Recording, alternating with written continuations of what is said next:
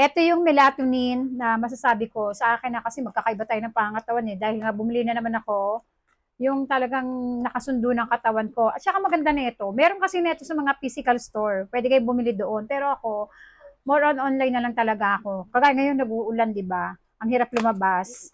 Biyahe pa, di ba? Magbibiyahe ka. At least online, hintay mo na lang. Meron pa naman akong siguro mga 3 piraso. Ngayon, mauubos na yun. Siyempre, bumili ulit ako. One box lang bumili. Sa isang box na ganito, oops, sorry, meron silang 3 blister na laman. Ayan o. Nitol ang binibili ko ngayon.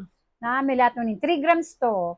Ayan o, 3 mg pala. 3 mg lang pala. Ayan sa ilalim ito. Ang daming dinagdag ni Daisy. Tapos, 30 capsule na. Ganito yung itsura niya na yan.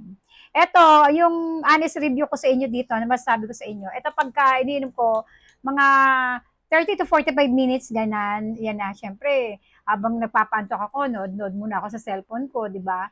Tapos yun na, mararamdaman ko na inaantok na ako. Bababa ko na yung phone ko. Tapos parang, ang haba ng tulog ko. Parang buong-buo yung tulog ko. Dati kasi nagigising pa ako ng mga 2, 3, ganoon. Ng umaga, madaling araw, nagigising ako. Tapos wala na, nasira na yung tulog ko.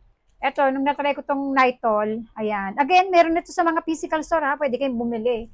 Ayan. Pero legit naman yung pinagbilihan ko dito, kaya dito na lang ako nabili. Depende po sa inyo kung saan nyo gustong bumili.